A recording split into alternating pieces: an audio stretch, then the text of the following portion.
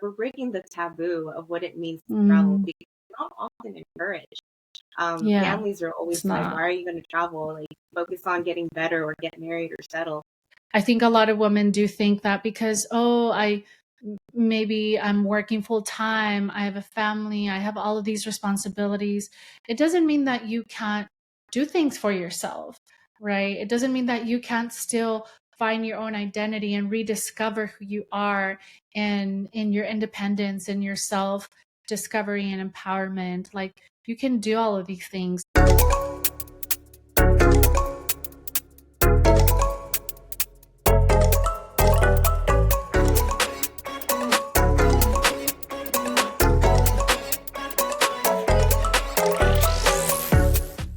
Hola, everybody. Welcome to another episode of the Heal and Manifest podcast. I am your host, Cynthia Flores. I'm a licensed marriage and family therapist, coach, speaker, and obviously podcaster. You can hear me and listen to my podcast on YouTube and Spotify. Don't forget to subscribe. Today, I have a very special guest, and the topic of today is something that we all have experienced firsthand, right? And it's around breaking the loneliness epidemic, empowering first gen Latina travelers.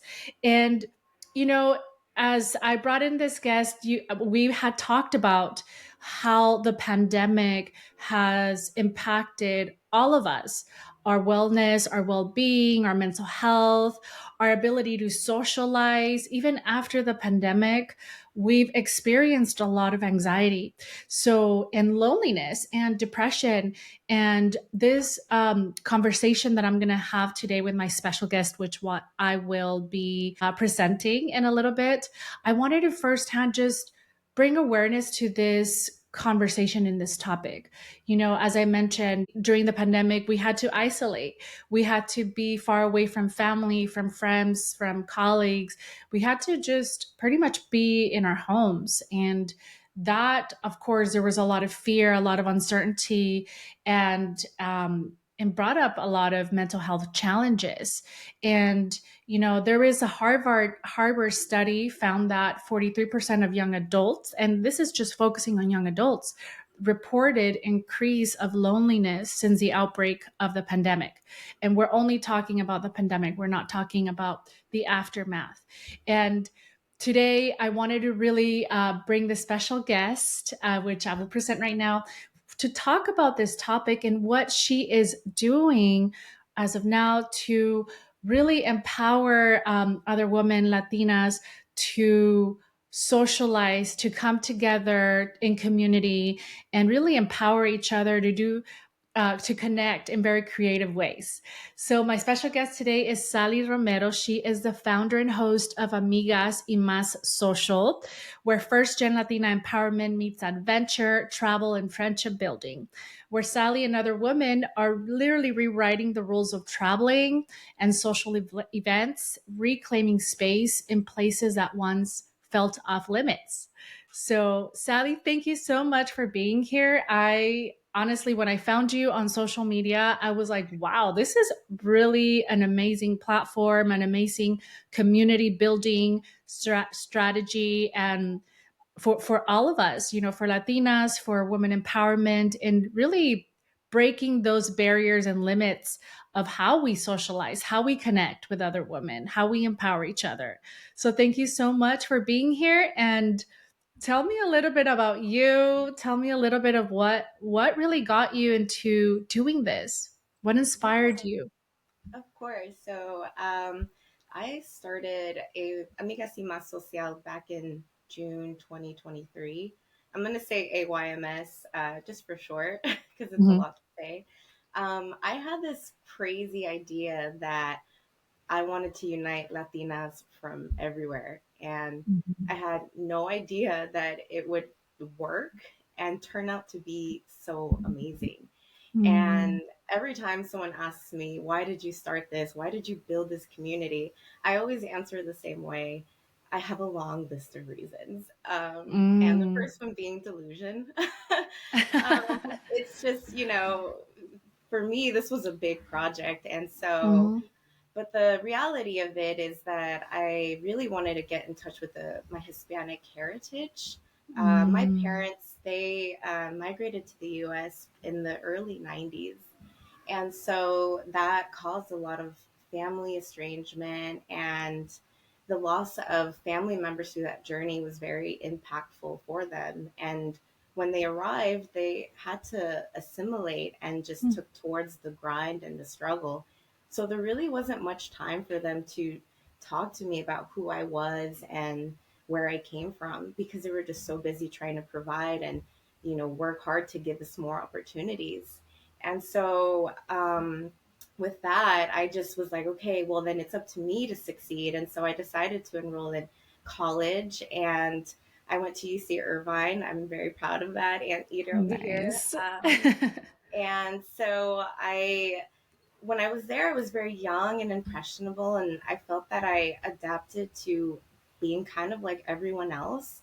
So all these things, like the lack of, culture awareness from my parents, and then kind of going to a school and adapting to the school, it really built on these feelings of like having a loss of identity. And Mm, so, I truthfully, I just felt like for a long time, I didn't have a personality of my own. And so, Amigas y Mas Social is my way of kind of immersing myself back into the Latina heritage and kind of preserving what little I do know and building upon it. So that's mm. in terms of my Hispanic heritage. And then the reason number two is traveling. I love travel. And when I started this, I kind of noticed that Latinas were a little underrepresented on social media.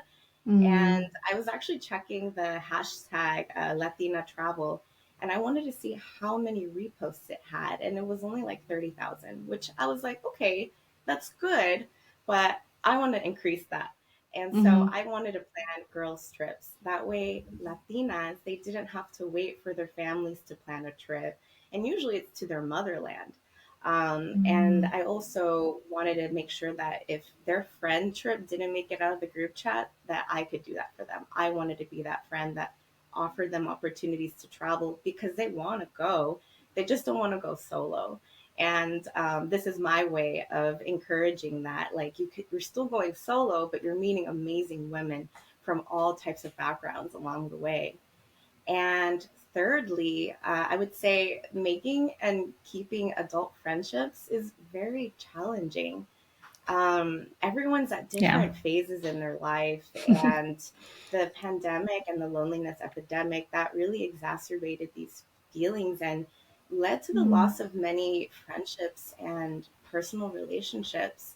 And so, with Amigas y Mas Social, I wanted to create a social network that you had an amiga no matter where you were. And so mm, we're pretty tight knit, and we're working on making it even more tight knit, and it's very rewarding in that sense, because the girls feel like there's always someone there, right? And then thirdly, I realized that I was trying to find my identity again, and I was trying to look for these spaces on social media, and I couldn't find a Latina community that was doing it just for fun. And so that's where I was mm. like, I'm going to do it. I'm going to be the one that's going to have consistent brunch meetups. I'm going to be the one that's going to do wineries and travel. So that's more or less like what kind of led me to it. I just wanted to do these things already, and I wanted to extend the opportunity to other Latinas as well.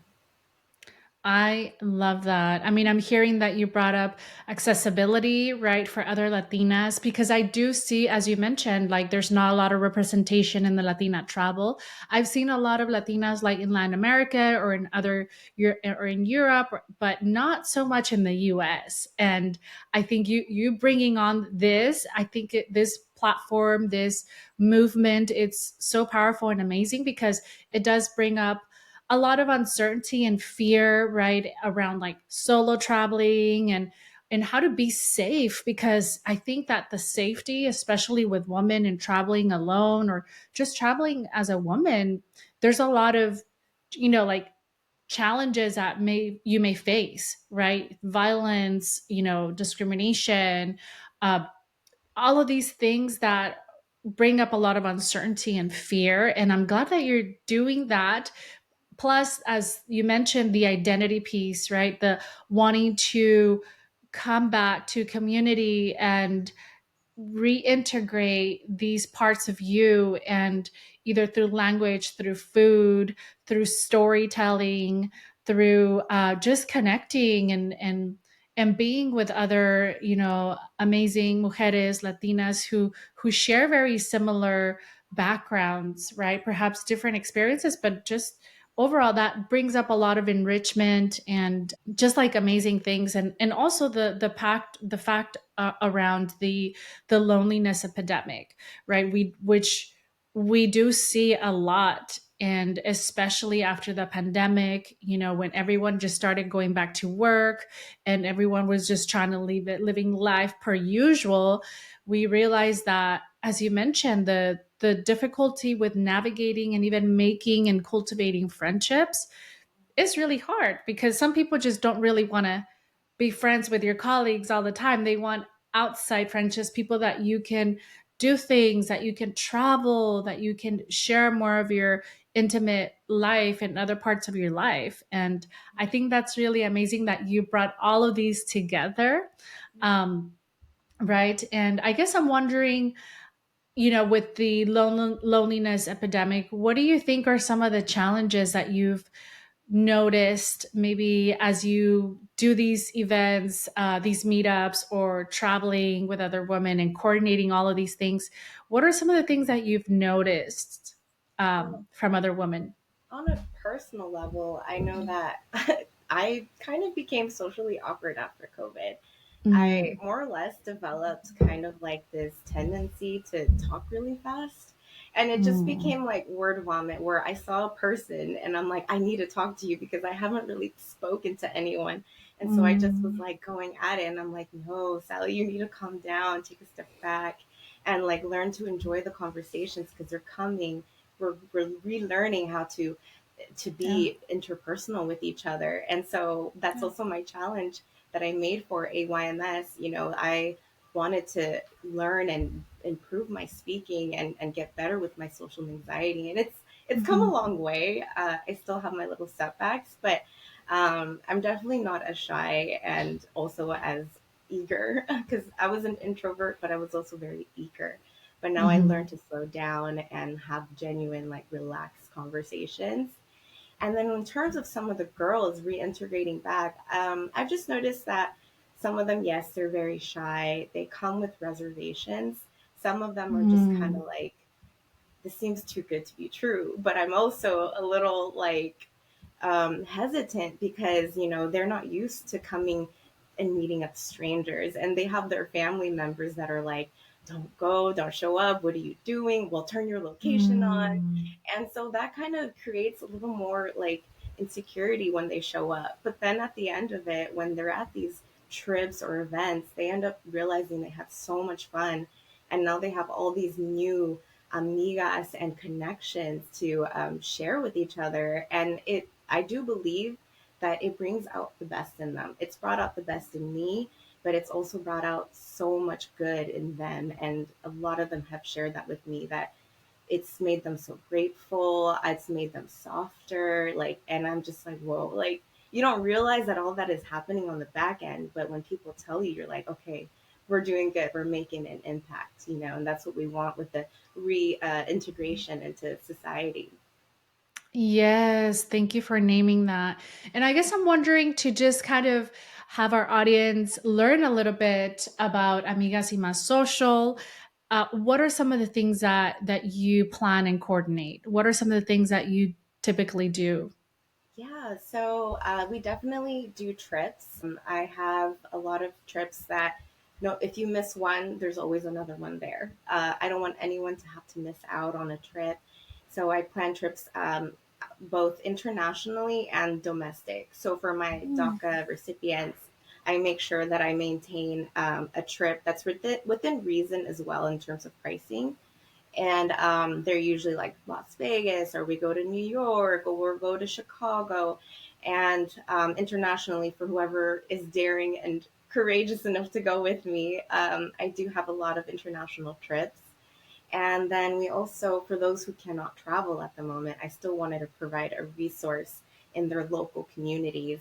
And so Mm. we do have chapters in major cities, and I have amazing volunteer presidents that help plan socials. And so they usually consist of like brunches, dinners, wineries. And right now we have, I basically told my presidents, our campaign is summer. We're getting the girls out of the house and into the Mm. sun. They need this. And so we do events, find movie nights. So basically anything that they can think of that is going to, nourish these girls' souls and get them out and reconnect. That's what I'm encouraging them to do. And we also have like yoga events, Mhm. hiking, just a myriad Mhm. of many. I love that. What has been the most recent event that you had? Ooh. So I could say, well, we just got back from a trip to Punta Cana. That Ooh. was an incredible journey. We Yeah. had, and it was about 12 of us.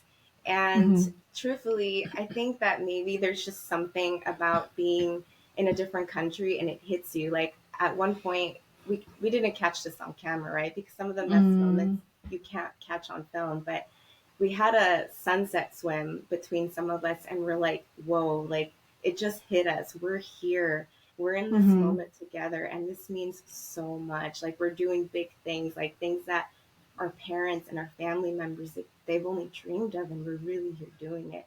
And what was just really Mm. feminine and girly and healing. So that was definitely an experience that we had recently. Yeah. And then today we actually are going to Sorry Poppy. It's Ooh, I've yeah, heard of that event. I'm yeah. just like on social media, I'm like, ooh, that looks amazing. I would love to join one day, you know? So we collaborated with a creator. Her name's Jackie, and we're like, I have Latinas. I want them to go to your event, because it's a Wow. all girls only reggaeton party. And so her events are amazing because Yeah. there's a goal in mind here, right? It's to Mm-hmm. create awareness of sexual assault and provide a safe Mm. space for women to just come together and Yes. dance for like just free and be who they want to be, at that night. And so we're just like, we're all for it. We're like, okay, we're Latinas. This is our music.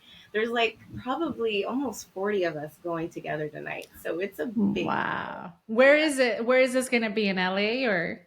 Yes. So I we seen it. Yeah. Yeah, it's gonna be in Los Angeles, but since we have amigas throughout the U.S., we decided to Mm-hmm. ask them to help us with tickets for different parts of the state. So there's they're having another one in Phoenix. There's one coming up in Chicago.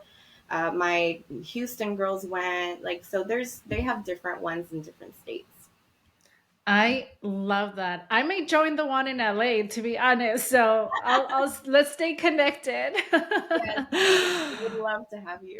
Yeah, and you know what? You just also I love all of this. I love that through this movement and this work and this collective, movement that you're doing for women empowerment and Latina empowerment. It's like you're also connecting with other women who are doing very similar things, and I think that that's where we build a sense of community, going for a very similar mission, and vision of women empowerment, and also like to bring awareness, as you mentioned, of safe and the importance of body autonomy, the importance of safety, the importance of bringing on conversations around sexual assault and other things that we all need to educate ourselves, empower ourselves, and learn from this and come together with community to support each other. I think that's just so beautiful and healing, and it just like makes me feel like giddy and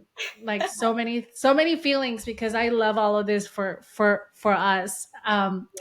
And I know that you mentioned one thing around having this like subliminal moment, or moment around reflection of how our parents, and I think this happens to a lot of first gens, right, or second gens, who we realize like, while we're doing all of these amazing things, we're traveling, and we know that we are coming from a very privileged space and place where our parents didn't have those resources or those tools, the financing, the money to travel and to do all of these things.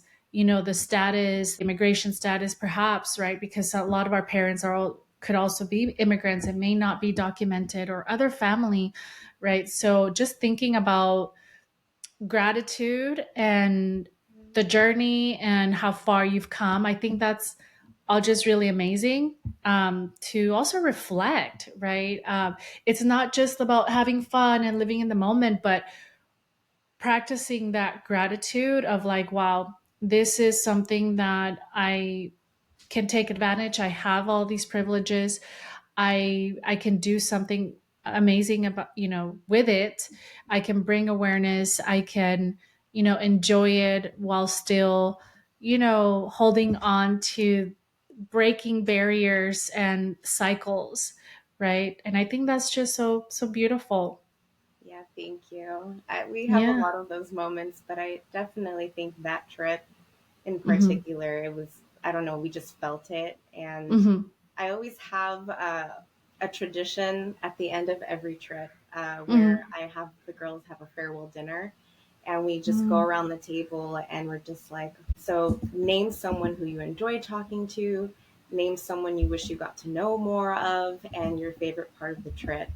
And Mm-hmm. normally it's usually like super happy. We're like, oh my God, I like you. I like you. Oh my gosh, we're like comadres.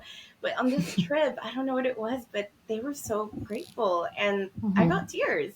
And I started Mhm. crying because I was so moved by these Mhm. women. Like, they're like chingona, tough women, but they were vulnerable in that moment. And they're like, Mhm. this community has changed me. This trip, I never thought it would be the way that it was, but I am so Mhm. grateful.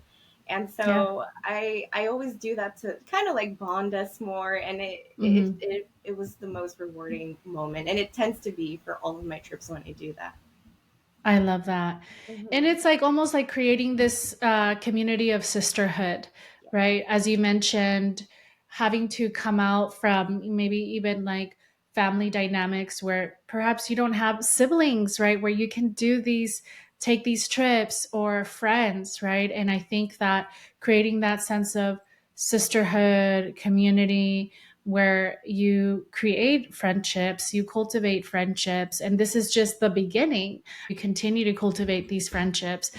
And I think that's just really, really amazing, because going back to how loneliness and isolation impacts our mental health, right? And in many ways, it creates a sense of not belonging, of not feeling good enough, of not being capable of maintaining or sustaining a friendship, or the social anxiety that comes from it, right? And I think that social anxiety, if we look at it through a mental health lens, it definitely comes from, we can look at it through the clinical lens, but from my perspective, I think comes down to this internalized shame, the internalized shame of not being able to be yourself or be authentically who you are, and bringing all of these different parts of you in these different spaces. And I think you being able to create that, in allowing space for other women to empower themselves, to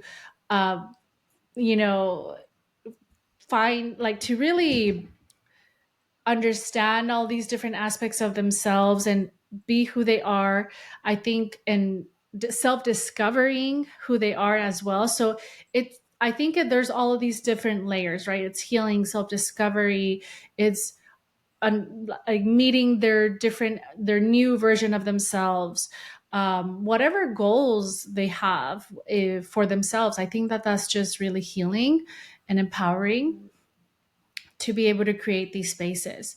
I remember for me, I love traveling. Okay, so of course I'm a little bit settled down. I'm married. When I traveled with my husband and with my siblings and with family. Like, and yeah, I do go to the motherland. I do go to Mexico with my family.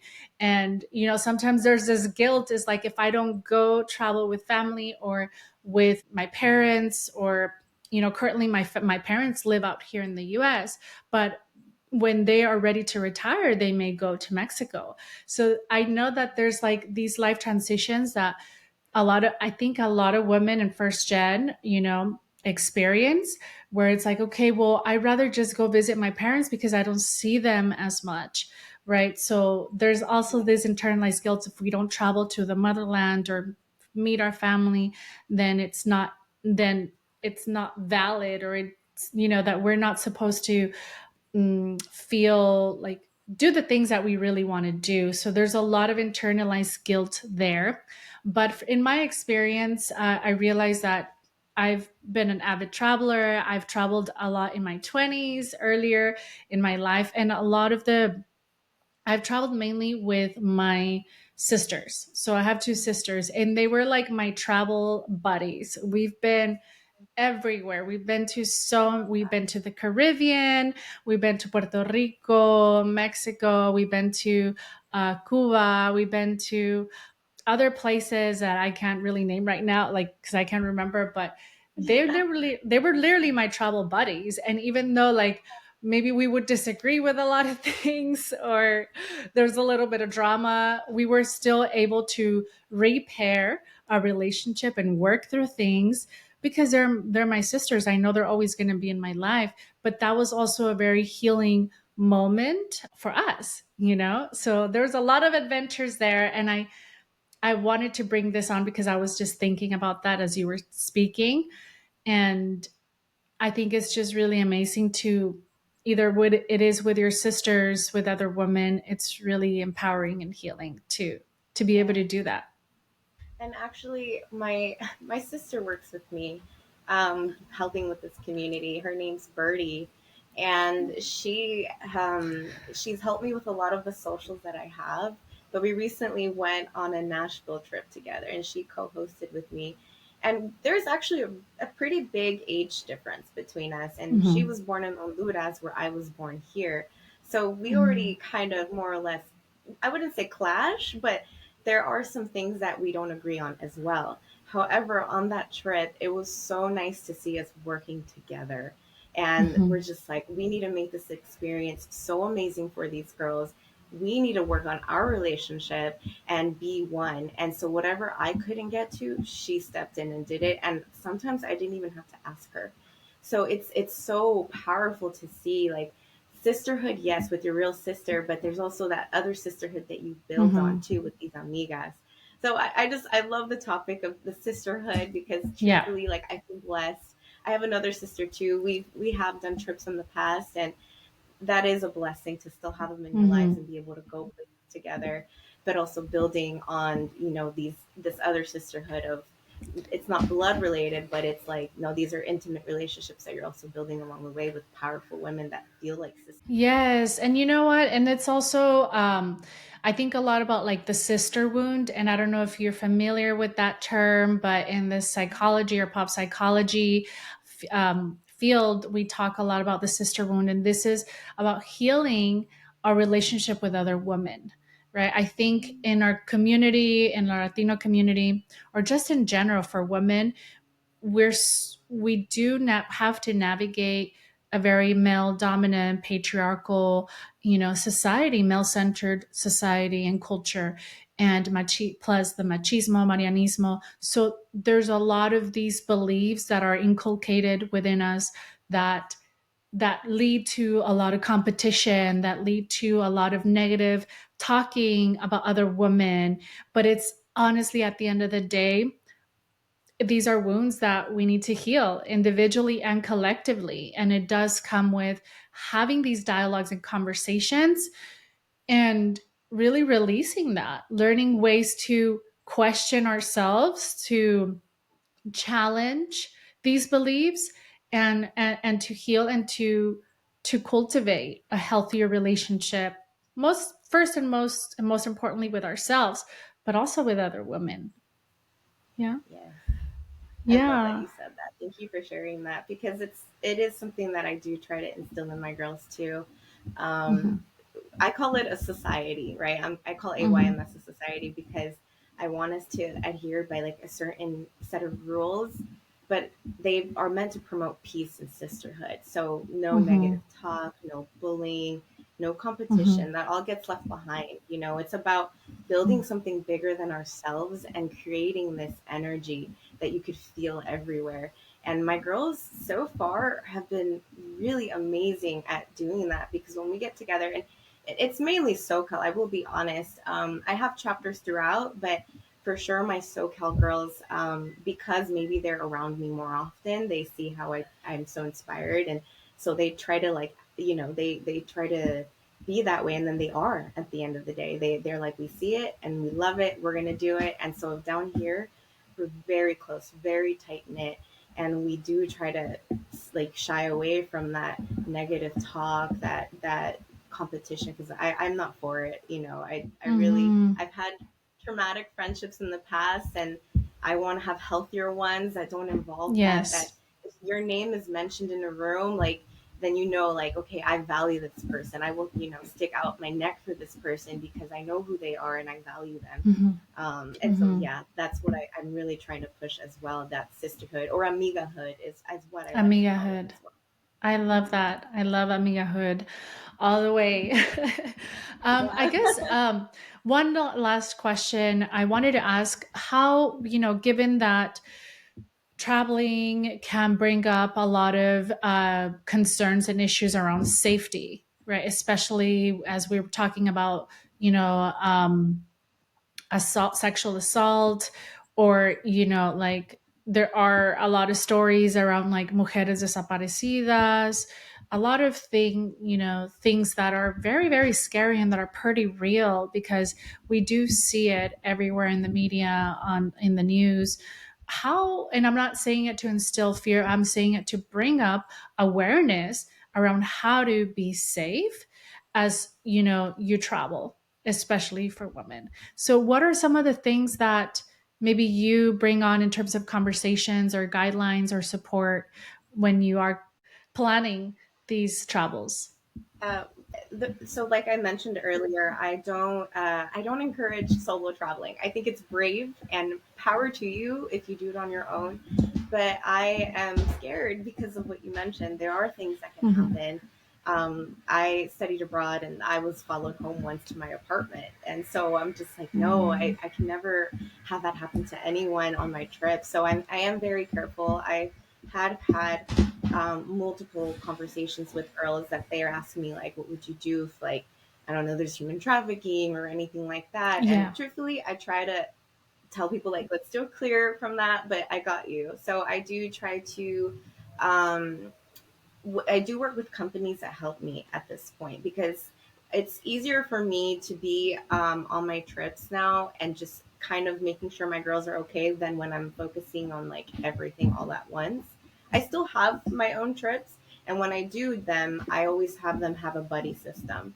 So you're going Mm. to get to know your buddy, you're going to exchange numbers, you're going to share locations, and if your buddy, if you don't see them for a second, you need to let me know. So that's how I Mm-hmm. encourage it on my own personal trips. But now, in terms of safety, with, like, these other companies, they're guaranteeing me safe girl travel. And so I'm finding companies that really emphasize that. So we're always going to have someone leading us. We're going to have a tour guide. We're going to have transportation to and from all these places. And I vet these companies as well to make sure that they are who they say they are. I read reviews.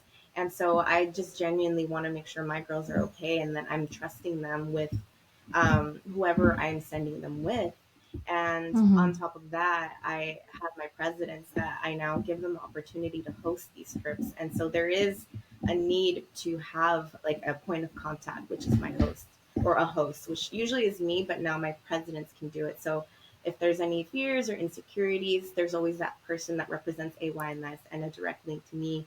Or if anything happens, they would feel safe. That is so important. And I really love that you do integrate safety guidelines, because, things do happen, as you mentioned, human trafficking, all of these things that are out of our control, but that we can minimize the risk, right? And I was just remembering something when I was traveling with my sister in Brazil. We were in Brazil. I think Porto Seguro. There, we went out to an event. There was like a concert going to be, and then this was it was very near our Airbnb. So we went out. We are like, all right, let's go to the event. For some reason, we made the mistake, and I want to encourage everyone to not take any drinks out from the streets, or anyone, even like in the bartending, like make sure that you're seeing everything happen, because you just never know. But we realize, like those street vendors, that have alcohol, we were like, let's take a tequila shot, and we got a tequila shot, but we didn't know exactly what was in that bottle.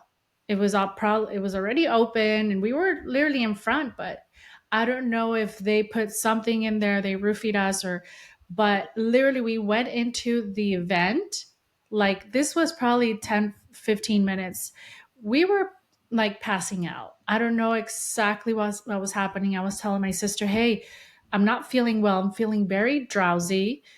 And we were walking to outside where there was no people, or like, where there was the event, the band, the music wasn't playing.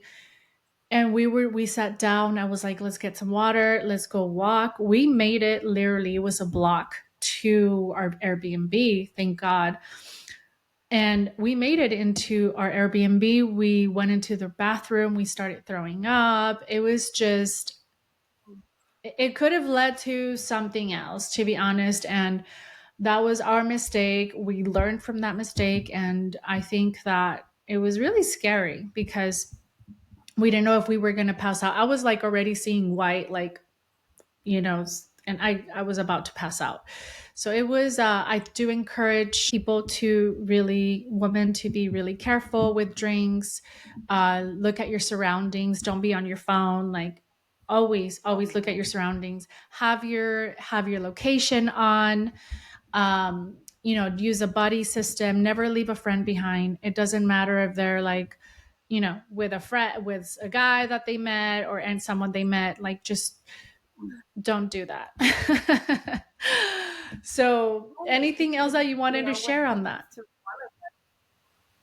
to No, I was just gonna say, like, if it happens to one of us, it hurts all of us. So and Exactly. it changes everything. And so Yeah. I definitely do ensure that these girls are Yeah. definitely using the buddy system, and having a tour guide definitely helps, because they also encourage Yeah. us not to take things that we shouldn't. So it's like a Yeah. double layer. I do my research, Yeah. but then I also have these tour guides that are like, no, like this is where you go, this is where you don't go. And so that's Yeah. always very, very helpful. And I'm so sorry that that happened to you. I think it's scary because you're Yeah. in a new place and you're like, oh, like you have the pink glasses and you don't expect it, but it can happen to Yeah. anyone at any time, no matter how prepared you Exactly. are. Exactly. It happens to men. It happens to anyone Yeah, at the end of the day. You just have to be really careful. Um, exactly. but anyways, what are the upcoming projects or events or travels that you have going on? Yeah, so we have a trip to Bali coming up in September, and I'm really excited to announce that we're going to Thailand, and we have 30 plus girls going on that trip. And to Oh me, my that is gosh. mind blowing, That's because amazing. so many girls are like, their parents are like, what are you going to do out there, who are you going with, why are you going? And it's like, well, I'm going to be with the amigas. Like, I don't know, it's I feel fine doing it, but it's like Hmm. they can't like visualize it, because to them it's like, whoa, what Hmm. is this, it's so unfamiliar. But for us it's like, no, we're breaking the taboo of what it means to travel, Hmm. because it's not often encouraged. Yeah, Families are it's always like, why not. are you going to travel? Like, focus on getting better or get married or settle. So going to Oh, Thailand, and there's going to be multiple of us, it's showing me that we're yeah. breaking down barriers and stereotypes. Hmm.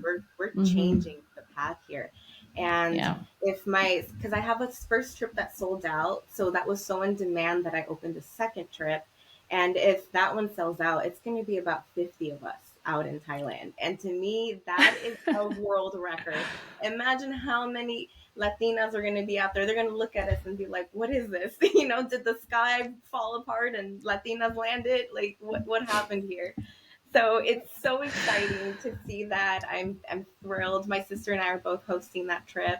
It's in Mhm. March. If you're interested in joining us, Oh my meet gosh. us there. Yes. It's going to be a good time. We're going to play with elephants and island hop and just focus Wow. on building the amigahood abroad. I love that for you and all of the amazing women that are going to join.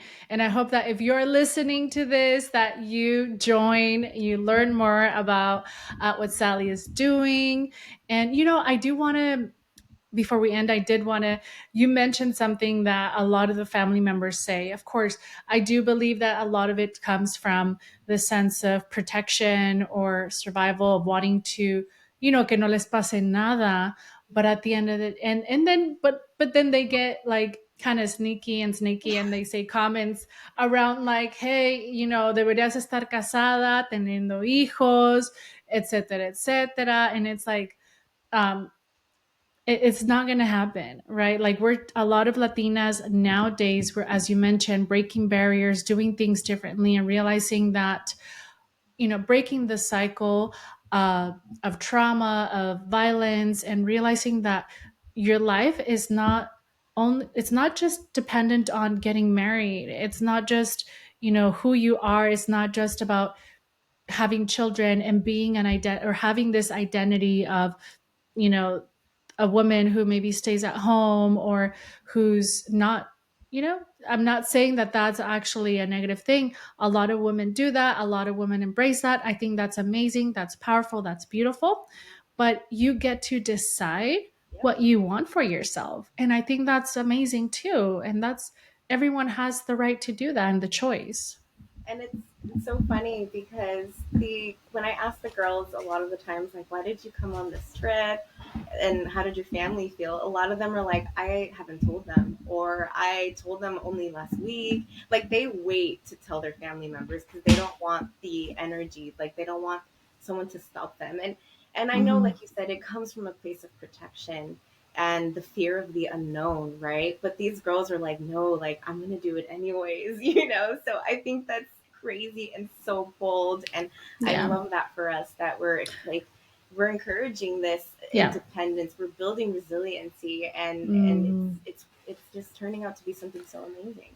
Exactly. And it's not just this binary or black and white or you're one thing or the other, right? You can do so many things and it's not just dependent on one thing, on these very rigid kind of standards, norms. So, and I do want to just name that because I think a lot of women do think that because, oh, maybe I'm working full time, I have a family, I have all of these responsibilities, it doesn't mean that you can't do things for yourself, right? It doesn't mean that you can't still find your own identity and rediscover who you are and in your independence and your self discovery and empowerment. Like you can do all of these things. And I wish this for everyone, that you do have a supportive family environment, partner who can support you with that as well. I Yeah. think that that's also really important to think about, that it's not just this black, it's either this or that. And this is something that we're seeing nowadays where women are finding that they can they can do all of these things Yeah. and it doesn't define anything in general. So Sally, thank you so much. This has been a really amazing conversation. I'm really enjoying it, just bringing up a lot of memories, amazing memories, and things that just around traveling, around sisterhood, amigahood, around safety, around breaking barriers, around like breaking the loneliness epidemic and supporting each other, empowering each other. Thank you so much. Where can our listeners find you and all of these amazing traveling, upcoming travels?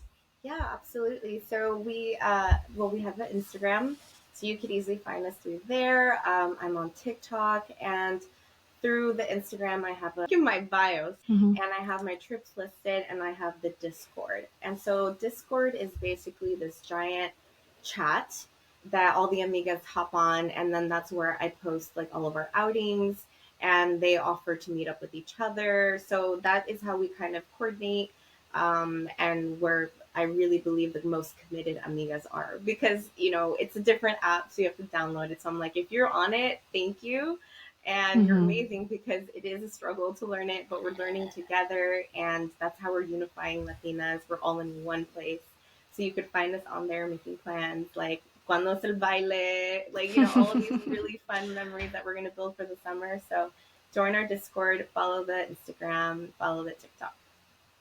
Awesome. Thank you so much, Sally. Thank you, everyone who is listening.